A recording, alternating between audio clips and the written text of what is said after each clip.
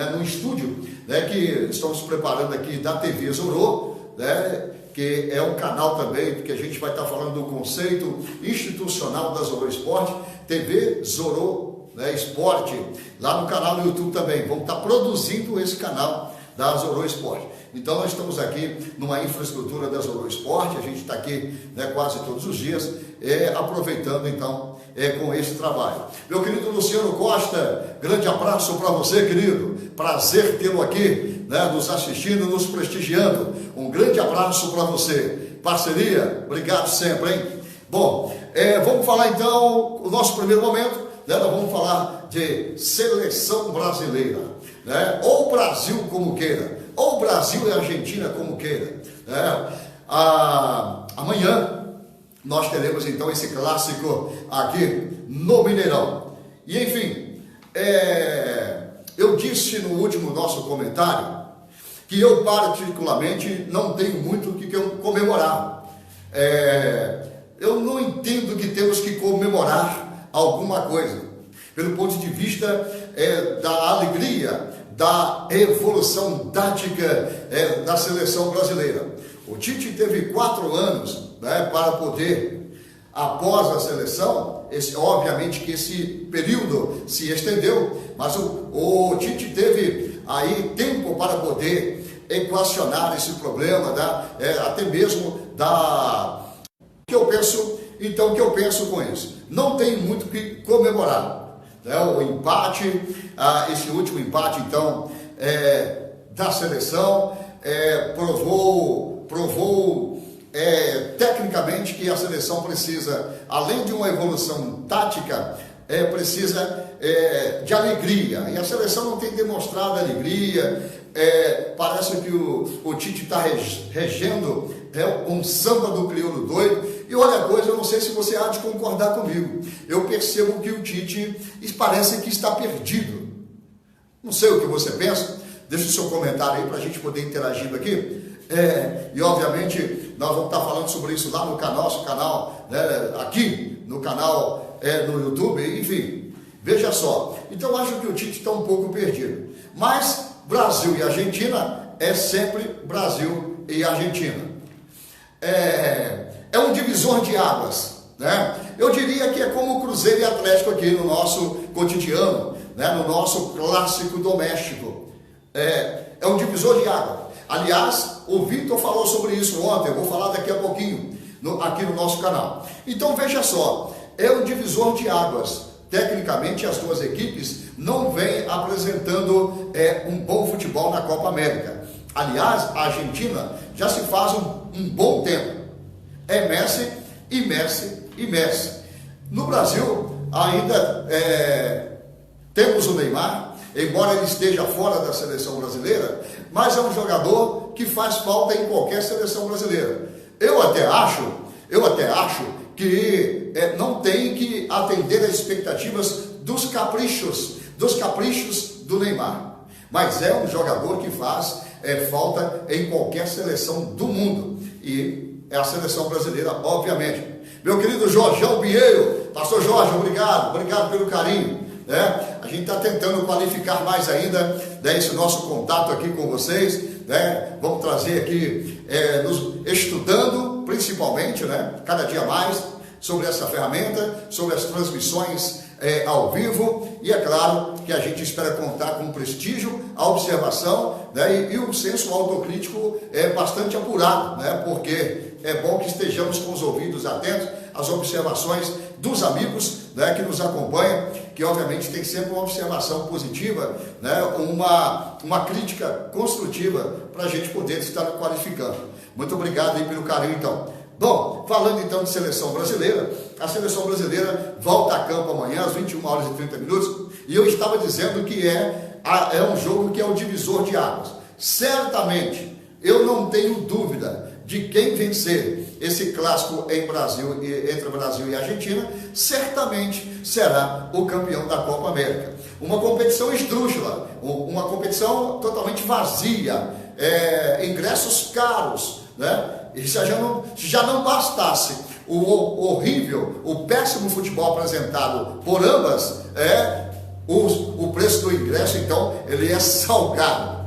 Bom, mas eu acredito que, tecnicamente, os jogadores da seleção brasileira, ainda que a seleção não venha apresentando um bom futebol, mas eu acredito, né, que esse empate aí contra o Paraguai, ele não foi bem absolvido, né? Pelo menos por mim. Não consegui absolver esse empate.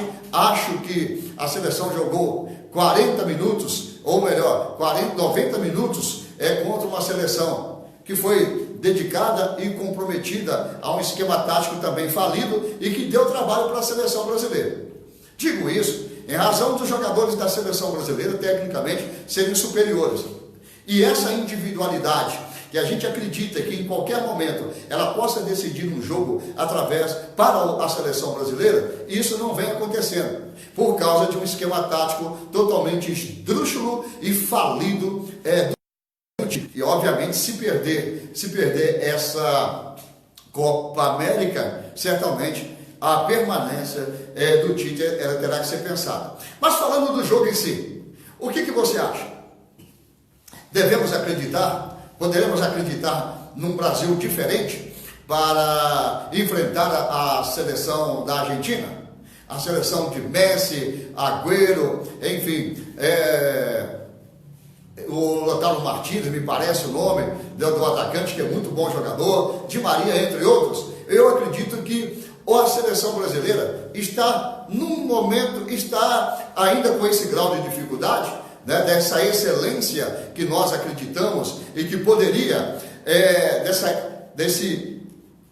essa excelência que nós gostaríamos que fosse o futebol da seleção brasileira, né?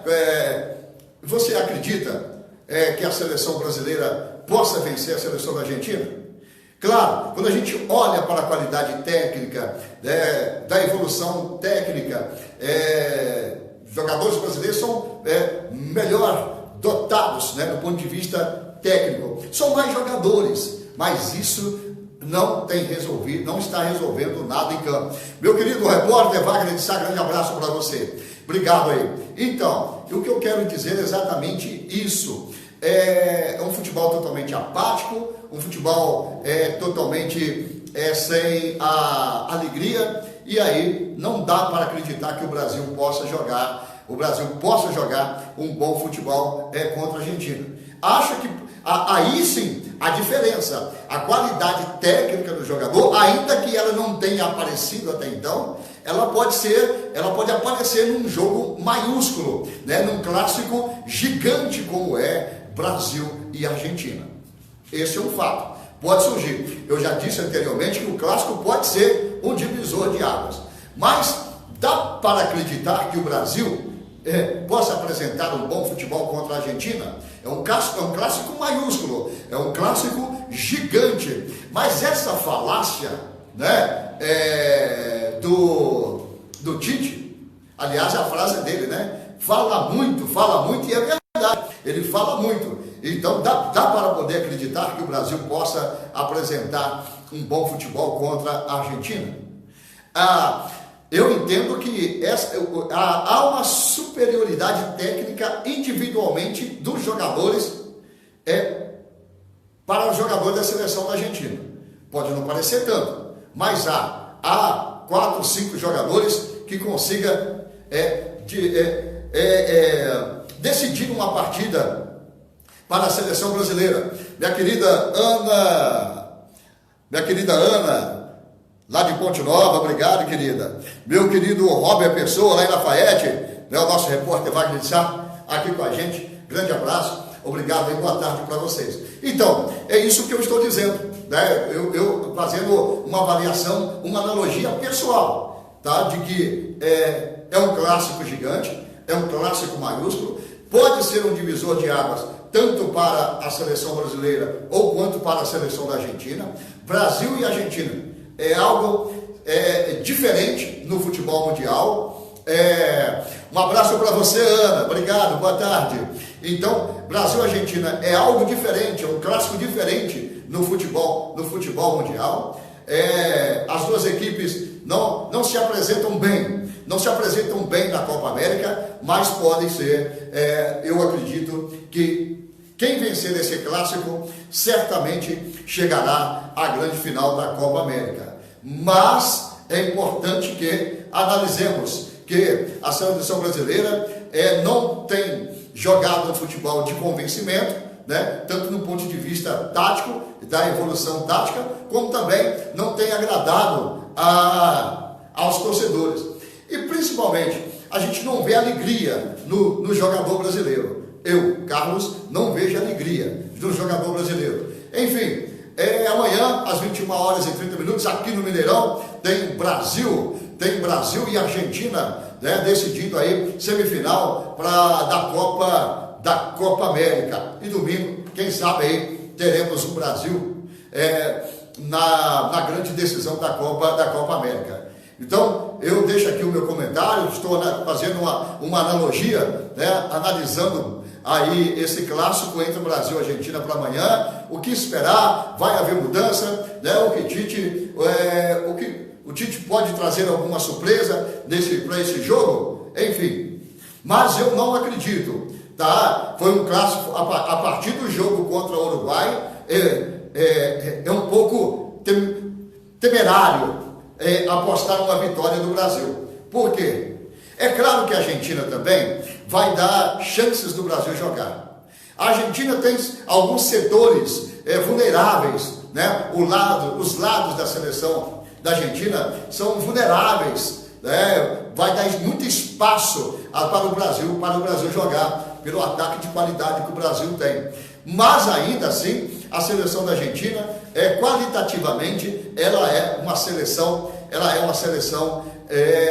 com mais qualidade para poder enfrentar o Brasil e impor ainda maiores dificuldades para a seleção brasileira. Meu querido Vanderlei está dizendo aqui, com este clubismo que o Tite montou, não vejo condições de ganhar de ninguém. Concordo plenamente com você. O Tite é um clubista, você vê, tem uma comissão técnica, a maioria é por parte do Corinthians, convocou lá o Cássio, convocou lá o Fagner, simplesmente por clubismo. Eu concordo com você plenamente, meu irmão Vanderlei, não dá para acreditar. E isso parte da própria Confederação Brasileira, né? Que hoje é montada por clubistas, né? Presidentes de confederação, que é muito importante a participação dele no contexto, mas no ponto de vista político e da austeridade, que é o caso que a gente precisa de fazer com que algumas coisas sejam esclarecidas no futebol sul-americano, brasileiro e sul-americano, né? A AFA, a Conmebol, CBF, tá tudo no olho aí do furacão. Precisam mostrar mais austeridade, né, no desenvolvimento do ponto de vista administrativo.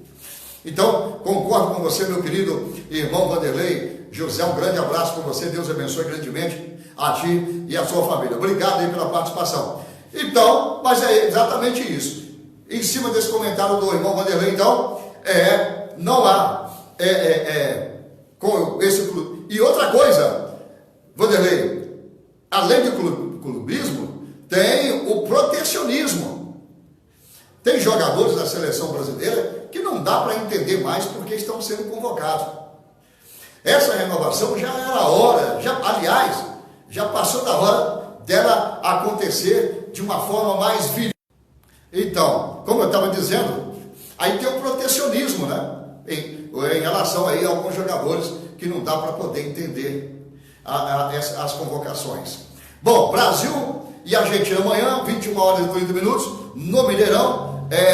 Claro, né? Claro que nós, como brasileiros e patriotas, não vamos torcer contra a seleção brasileira. Mas contra o clubismo e contra o protecionismo, e esse fala muito do Tite, a gente vai torcer sempre contra. Não é, meu querido? Bom, terminando então de falar de seleção brasileira, né? Jogo gigante, jogo maiúsculo, Brasil e Argentina, é sempre Brasil e Argentina, e a gente, quem sabe, a expectativa de que seja a grande final envolvendo aí a seleção brasileira. Bom, vamos falar então agora de Atlético e Cruzeiro para a gente poder finalizar. Atlético e Cruzeiro tem um clássico no próximo dia 11 e no próximo dia 17, valendo pela Copa do Brasil. Cruzeiro se preparando, Atlético se preparando, mas eu falei sobre o clássico gigante entre Brasil e Argentina, que é um clássico gigante, que é um clássico que seria e pode ser um divisor de águas, né, para tudo que se espera aí para o futuro, e quem sabe com algumas renovações acontecendo até a Copa do Catar. Para esse clássico de Atlético e Cruzeiro, falando agora de Atlético e Cruzeiro, o Vitor acredita que esse clássico, ou seja, possa ser um divisor de águas. Eu acredito que seja um divisor de águas até ainda mais para o Cruzeiro, que vive num momento difícil. E olha lá, e veja só que momento o Cruzeiro tem passado. O Vitor, o Atlético está na 5ª colocação no Campeonato Brasileiro e está vivendo um momento melhor atualmente do que o Cruzeiro. O Cruzeiro vem aí de inúmeras derrotas significativas para um time que é vencedor, para um time que é maiúsculo, principalmente nessa Copa, que é a Copa do Brasil. Mas o Vitor ressalta, né, que esse clássico possa ser um divisor de águas, porque para as pretensões do Atlético, né, do galão da massa, para a sequência do Campeonato Brasileiro. E vem aí uma sequência, até então, muito complicada. Só para se ter ideia, a partir do jogo contra o Cruzeiro, pela Copa do Brasil no dia 11, tem ainda a Sul-Americana, em que o Atlético vai pegar o Botafogo, pela Sul-Americana. E o Vitor acredita que esse clássico possa ser um termômetro, né, um divisor de águas para aquilo que o Atlético vai apresentar durante as respectivas competições. Entenda, Copa do Brasil, Sul-Americana e Campeonato Brasileiro. E a equipe do Atlético está brigando, né, pelo título. 5ª colocação não é algo para demérito. E a equipe está bem. Agora, com o Rodrigo Santana efetivado, tem-se a dar mais tranquilidade para ele poder estar trabalhando. Então, o Vitor acredita que possa ser, sim, um divisor de águas, e ele alia a esse bom momento que o Atlético vem atravessando no Campeonato Brasileiro, a usar esse Atlético e Cruzeiro, ou Cruzeiro e Atlético, como termômetro para a sequência do campeonato, da competição, Campeonato Brasileiro, Sul-Americano, como já disse. Ele então entende que ele alia a chegada de jogadores que vão chegar ou já chegaram para ser titulares, ainda que vá brigar até pela questão da coerência por parte do Rodrigo Santana, mas esses jogadores chegam para ser titulares na equipe do Atlético. E o Vitor fala isso valorizando a chegada desses estrangeiros, chegadas e retorno desses estrangeiros. Eu cito o Lucas Hernandes, o Ramon Martínez e o venezuelano Otero, que estava emprestado lá no Al-Aeda dos Emirados Árabes. Então, ele atribui aí esse momento importante, né, do Atlético, entende respeitosamente que, embora o Cruzeiro não viva um bom momento, mas respeitosamente ele entende que o Cruzeiro e o Atlético vai ser sempre um termômetro para ambas, viu? Nem sempre o melhor entre Atlético e Cruzeiro vence o clássico, e assim respectivamente. Então, tá aí a fala do Vitor. E por falar ainda sobre o Atlético, e as meninas do Galo, hein? As meninas do Galo venceram a Copa BH de futebol feminino, venceram a equipe do Paraíso pelo placar de 3-2. Esse triunfo foi ontem lá na Arena Pitangui. Na Arena Pitangui, elas venceram pelo placar de 3-2. 3-2, elas venceram a equipe do Paraíso. E o detalhe, triunfo por quê? Porque foi em uma disputa, elas venceram uma competição invicta. É verdade que encontrou a equipe do Paraíso, uma equipe também com muita qualidade técnica, ela acabou encontrando muita dificuldade, mas venceram. Foi muita comemoração. As meninas do Galo venceram com a Raíssa, Esther, Tainá, Lohane, Stephanie e Isabela. Depois Carol Arcanjo, Duda Ritiele, Emily, Isadora, Brenda e Lohane Maíra, o técnico Sidney Lima. Olha que bacana aí, né? O futebol feminino em evolução e principalmente do Galão da Massa. Bom,